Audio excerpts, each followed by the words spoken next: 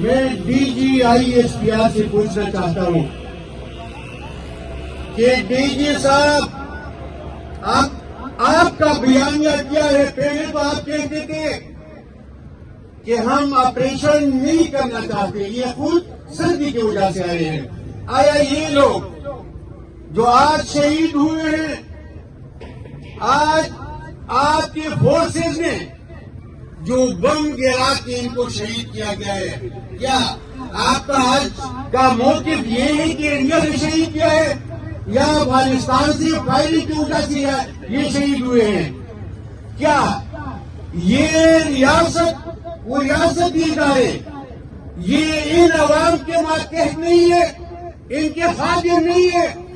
کیا قبائل کو آپ کیا سمجھتے ہیں؟ کیا یہ کوئی ڈسپوزیبل کوئی چیز ہے جو آئے روز آپ بم گرا کے ان کو شہید کرنا چاہتے ہو؟ ہم یہ قبائل آپ سے زیادہ محب وطن ہے، آپ سے زیادہ باعزت ہے۔ ہمارا 3000 سال پرانا تاریخ ہے اس سرزمین پہ، آپ کا 75-78 سال ہے اس پاکستان کی تاریخ ہے۔ لہذا ہم انڈیا سے ہجرت کر کے نہیں آئے، یہ ریاست ہمارا ہے، یہ زمین ہمارا ہے۔ آج آپ نے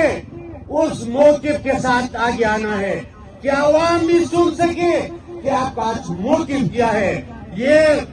لاشیں، یہ شہداء اس بات کی گواہ ہے کہ ہم اس ریاست میں مر رہے ہیں، شہید ہو رہے ہیں۔ ہم اس ریاست میں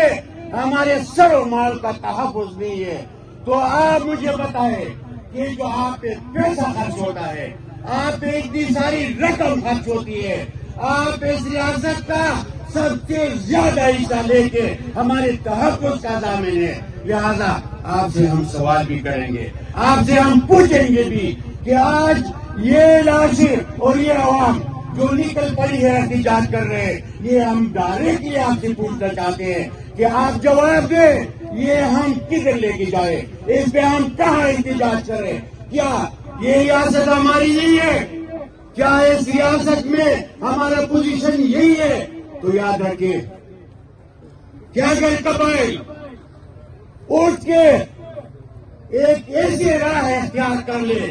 کہ پھر ریاست کہے گی کہ یہ قبائل یہ غدار ہے، تو میں پہلے سے بتا رہا ہوں کہ آپ لوگ جن عوام کے ساتھ قبائل کے ساتھ جو رویہ آپ نے اختیار کیا ہے، یہ ظالمانہ ہے، یہ جبر ہے، یہ بربریت ہے۔ لہذا آپ نے جو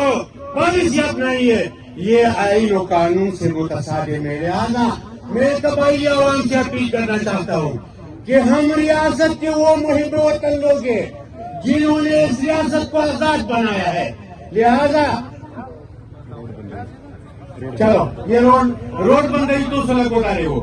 میں اس ریاست سے مطالبہ کرنا چاہتا ہوں کہ ہم پرامن ہیں، ہم لاشیں لے کر یہاں پہ احتجاج کر رہے ہیں، لیکن آج تب ہم اٹھیں گے جب ہمیں عوام کی سر و مال کی تحفظ کا کوئی ضامن ملے گا، ہم کوئی ضمانت دے گا، تب ہم اٹھیں گے۔ لہذا عوام سے میرا اپیل ہے کہ نکلے اپنے سر و مال کی تحفظ کے لیے، اپنے بچوں کی تحفظ کے لیے، اپنے قبائل کی تحفظ کے لیے۔ آپ جہاں پہ بھی ہو نکل پڑے، ہم چوک میں کھڑے ہیں اور ہم تب تک احتجاج جاری رکھیں گے جب تک اس ریاست اور اس ریاست کی جو فورسز کی ذمہ دار ہے وہ ہمیں مکمل تحفظ کی ضامن نہ دے، تب تک ہم کہیں نہیں جائیں گے۔ اگر یہ عوام فیصلہ کرتی ہے کہ ہم جائیں گے اور ہم کور کمانڈر کے سامنے کھڑے ہوں گے، تب بھی ہم ساتھ دیں گے۔ اگر یہ جہاں پہ بھی فیصلہ کریں گے وہاں پہ ہم ان کے ساتھ کھڑے رہیں گے، بیٹھے رہیں گے اور احتجاج کرتے رہیں گے۔ لہذا ہم سراپا احتجاج یہ اپنے ملک میں نہ کشمیری ہے، ہم نہ انڈین ہے، نہ افغانی ہے، ہم قبائل ہیں، ہم اس ملک اور ریاست کے مالک ہیں۔ لہذا یہ ظلم و جبر برداشت سے باہر ہے۔ الرحمن الرحیم اول کو بجامع دا وہ کوچی دا قوم شہداری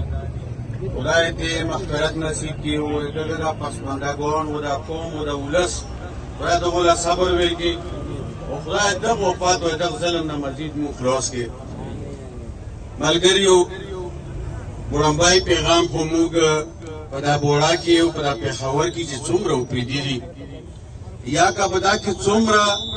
دا غیرتمند پښتانه دي چې دا ویني چې دغو قبایلو سره ظلم دی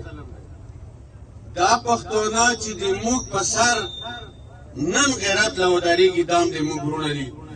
خو خصوصي پیغام زه د ضلعې دغو غیرتمندو قبایلو له ورکوم چې نه دا وړاندې واقعاتو و نه دا وخیري واقعاتو و دا بارها موږ ویلي دي چې وره دا ظلم و دا جبر و دا بربریت دی و دا د کوم مقصد دپاره دی چې اول د اپریشن کولو و بیا یې معنی نه چې د اپریشن زه سره کوم نه و چې کوم خل راوتي دي در په دې کې دي چې کوم پوسټ دي هغه بیا نه پرېږدي د هریونتیا خبره خو دا ده چې ریاست خو د خپلو شهریانو سره داسې رویه قطعي نه دو اختیار کړې نه په فلسطین کې نه په اسرائیل کې نه په بل ملک کې نه په بل کې نه په افغانستان کې د حکومت کوشش وي چې هغه چاله سهولت ورکړي موږ خو قبایل مرو بې عزته کېږو بې کوره کېږو و دا ټول د موږ په قسمت کې دا پته نه لګي چې دا چا اچولي دي دغو ادارو ریاست اچولي دي چې موږ به کاډم کوو ته به ولیم و موږ به روزانه به دا شهیدان راوړو موږ به پیجاړو کوو و پریدیا رووزه صاحبو په تولو و پریدیا رووزه صاحبو تمرې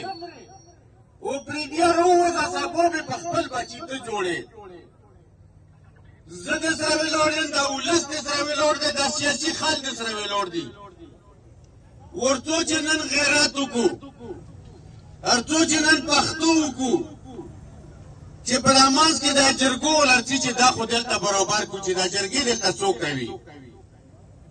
چې اوس دا روشي چې ایسي راغلی دی